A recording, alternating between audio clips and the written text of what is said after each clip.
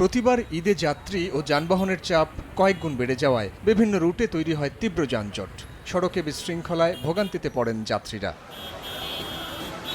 রাজধানী ছাড়ার পথে গাবতলী, টঙ্গী, সায়দাবাদ, যাত্রাবাড়ী ও কাঁচপুর এমনকি হানিফ ফ্লাইওভারে দীর্ঘ সময় আটকে থাকে দূরপাল্লার গাড়ি। চালকরা বলছেন, চট্টগ্রাম, বরিশাল, যশোর, খুলনা ও বাগেরহাট রুটে যান চলাচল স্বাভাবিক থাকলেও এবার ভোগান্তিতে পড়তে পারেন সিলেট ও উত্তরের জনপদের যাত্রীরা। নাঙ্গলবন ব্রিজ থেকে আপনার সোনারগাঁ পর্যন্ত একটা জ্যাম ছিল, এখন ব্রিজের কাজ হয়ে গেছে, এখন আপাতত ওই জ্যামটা নাই। ভাঙাচুরা আছে আমাদের ওই যে নোয়াখালীতে আছে আর কি, লক্ষ্মীপুরে। যানজট তো শুধু সিলেট কেন, একই রোডে যদি সবই চলে তাহলে তো অবশ্যই যানজট হবে। বাইবেল শ্রীপুর এটা মনে করেন জাম লাগে থাকে, এটা রাস্তা খুব ভাঙাচুরা। কাগজপত্র ও চালকের লাইসেন্স যাচাইয়ের নামে মহাসড়কের একাধিক স্থানে গাড়ি থামিয়ে পুলিশের বিরুদ্ধে কৃত্রিম যানজট তৈরির অভিযোগও করেন চালকদের কেউ কেউ।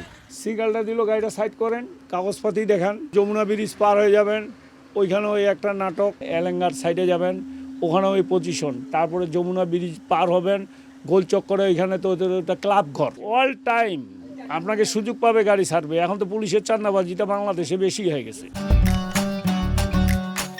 আমি আর ম্যাগি, স্বাদ ও ভালোবাসার দারুণ জুটি ফ্রম নেসলে। যোগাযোগ বিশেষজ্ঞরা বলছেন, সড়ক রক্ষণাবেক্ষণ, ত্রুটিমুক্ত যান চলাচলের পাশাপাশি সরকার কৌশলী হলে এবারও যানজট এড়ানো সম্ভব।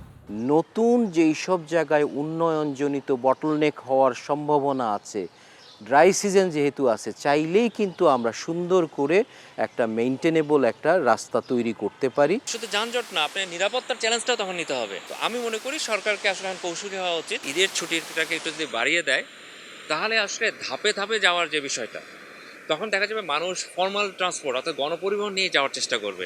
যোগাযোগ মন্ত্রী বলছেন, ঈদযাত্রা নির্বিঘ্ন করতে সব ব্যবস্থা নেওয়া হয়েছে। চাঁদাবাজির বিরুদ্ধে থাকবে জিরো টলারেন্স। সড়কে চাঁদাবাজি করার কোনো সুযোগ নেই।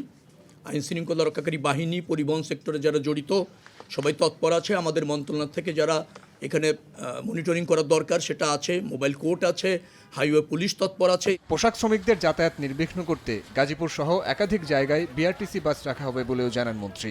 বিআরটিসি থেকে আলাদা বাস ওখানে প্রস্তুত রাখা হবে, সেটা আমরা অঙ্গীকার করেছি। সাইফুল রুদ্র, সময় সংবাদ, ঢাকা।